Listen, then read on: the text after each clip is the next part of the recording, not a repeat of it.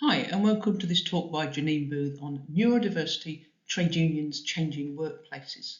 This is for the Royal College of Podiatry. So, neurodiversity. It's short for neurological diversity, and it's a term that refers to the fact that humanity is neurologically diverse, that different people have different brain wiring or different structure of their brains. While most people are what we call neurotypical, which just means that's what most people are, there are minority neurotypes, and these minority neurotypes include autism, attention deficit disorders, dyslexia, Tourette's, dyscalculia, lots of things. There isn't really a definitive list, it's just any kind of brain structure that is atypical. And quite a few people have a diagnosis of more than one of these things. That doesn't mean they have two different types of brain competing with each other. What it means is that they have one brain which meets the diagnostic criteria for more than one of these conditions. So neurodiversity, neurodivergent people may have atypical ways of communicating, atypical thinking speed, atypical sensory sensitivities, and atypical learning styles. And they may be atypical in other ways as well. I want to introduce you to the idea of the medical model and the social model of disability, although you may have heard of it before. Two different ways of understanding disability in society. There are actually quite a few models of disability, but the two main ones, the two we need to consider here really, are the traditional medical model and the social model. And the disabled people's movement and the trade union movement support the social model of disability. So the traditional or medical model of disability sees the impairment as the cause of disabled people's disadvantage. So there you are, there's you, there's something wrong with you, that's where your problems come from. And therefore sees disabled people as needing to be cured or pitied or maybe locked away or carried as a burden by society. And although some of the rougher, more problematic edges of this model have been smoothed off, I guess, by a few decades of enlightenment and campaigning, it does still dominate politics, law and employment. And that's despite the fact that a lot of employers, particularly in the public sector, will have a policy saying that they actually support the social model. They still often behave in the way they employ and manage people in a medical model way. In the 1970s, there was a new radical self-organised disabled people's movement, and it prioritised campaigning for the right to live independently. And it soon realised that in order to win the argument for that, it had to challenge the whole way that society understood disability. So it labelled the old-fashioned way of looking at disability that I've just described, it labelled that as the medical model or individual model. And it developed a new model counterposed to that, which became known as the social model. Now, I should point out at this point that counterposing the social model to the medical model doesn't mean that people who support the social model don't believe in any medical intervention for disabled people. It's simply about the way you understand disability and how it arises within society. So what the social model did that distinguished it from the medical model is that it distinguished between impairment and disability. So impairment is a trait or shortfall in functioning. It is, to be kind of colloquial, the thing that's wrong with you. Whereas disability is difficulty caused to people with impairment by barriers that society puts in their way. And what it proposes to do is to identify those barriers and to remove them. Now, it's worth noting that for some people, neurodivergence, having a minority neurotype, may not even be impairment, it may just be difference. But neurodivergent people still face disability. So let's just look at an example of how these two models might consider a neurodivergent person by looking at how they might describe autism. So a medical model approach might say some people have a disorder called autism, which is a disability and causes them various problems. And I guess quite a few people might agree with that, although they might not be comfortable with how negative the wording is. But let's see if we can say describe pretty much the same situation, but say it from a quite radically different point of view. The social model approach would say autistic people have an atypical brain wiring. Society does not accommodate this and can distress autistic people. Society disables autistic people. So what you have here is two models that both recognise that autistic people are disabled, but which identify the source of that disability differently. The medical model says that autistic people are disabled by our autism. The social model says that autistic people are disabled by the society we live in. So one of the ways this impacts on us as trade unions in the workplace is that we need to think about whether it's us that need to change or whether it's the workplace that needs to change. Now, there's a lot of information and advice out there for neurodivergent people about how to fit in at work and how to act neurotypical and that kind of thing.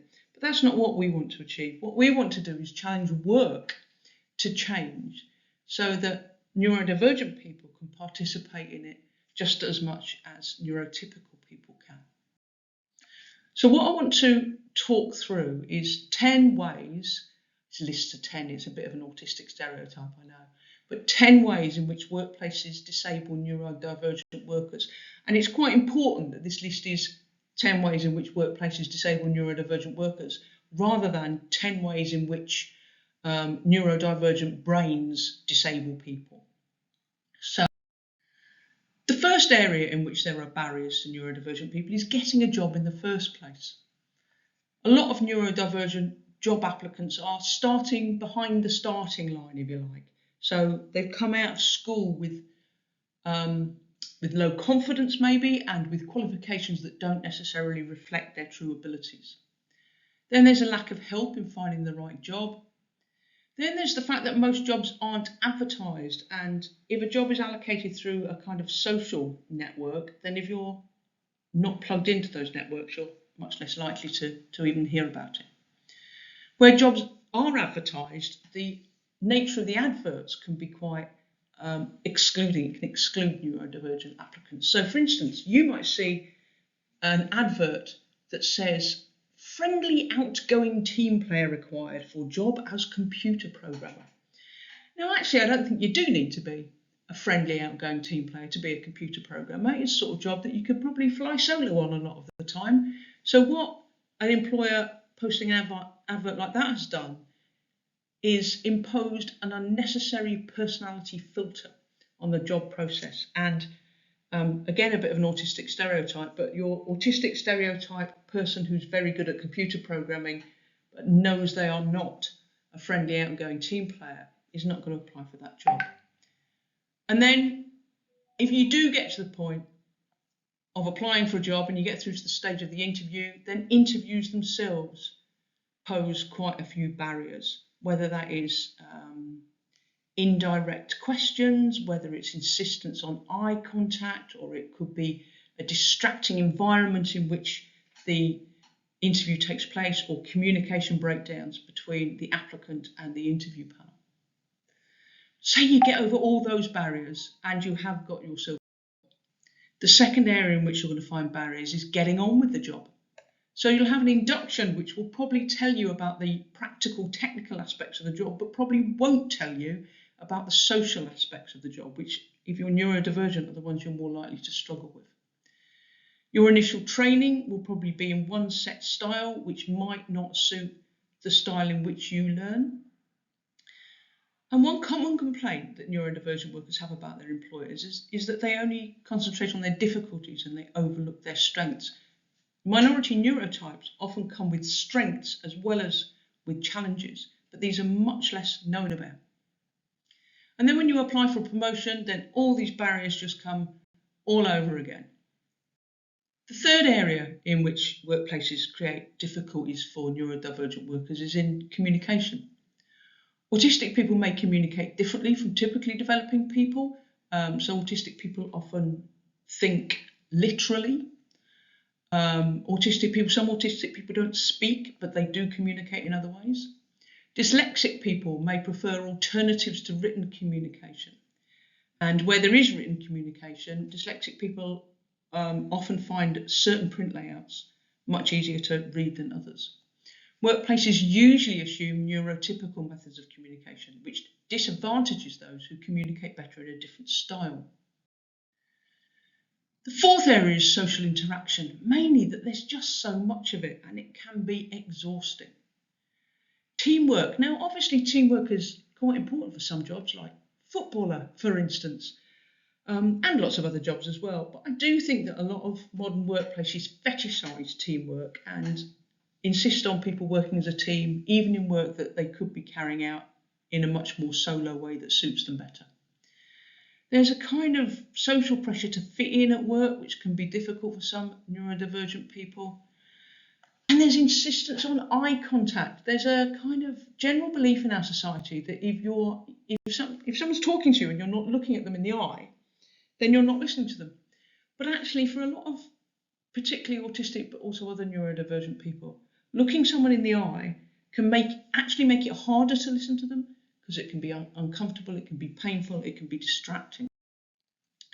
The fifth area I want to mention is sensory issues. So the workplace environment is usually geared to typical sensitivities, which causes distress to people who have intense or unusual sensitivity to bright lights, or darkness, or colour, or sounds, or textures, or heat, or cold, or various other sensory inputs. Or people who find it difficult to work in conditions which are overstimulating, cluttered, busy, congested, or cramped. The sixth area is in the way that work is organised. Now, our workplaces tend to assume that people all work in the same way and at the same pace and in the same environment using the same methods, but that just doesn't reflect how diverse humanity is. So work can cause problems through distraction, through interruption, through making time management difficult for people, through imposing a pace of work that doesn't suit that particular worker, and through not allowing people to pursue their desire to do their work in a perfect way, instead wanting them to just do it in an adequate, saleable way. 7 is the trouble with managers. I do accept that they don't all look like that. So a lot of managers don't know much about neurodiversity, not really their fault, because their managers haven't arranged for them to be taught about it. Managers may have favourites in the workplace, and if you are neurodivergent and seen as the workplace weirdo, then you are less likely to be the manager's favourite. A manager may supervise you in a disruptive way, may just be too bossy, and then you have performance management and attendance management, both of which tend to be systems that are very rigid, very one-size-fits-all, very tick box, and aren't really fair on anyone, but are particularly unfair on neurodivergent people who don't fit that rigid schema.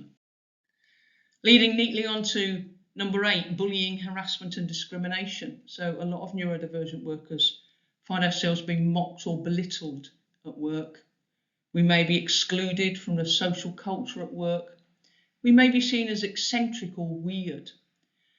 And we may partake in stimming. Stimming is short for self-stimulatory behaviour, which is stuff that some neurodivergent people do in order to help us regulate our emotions. And it can be things like skipping, spinning, rocking, humming, flapping your hands, that kind of thing. And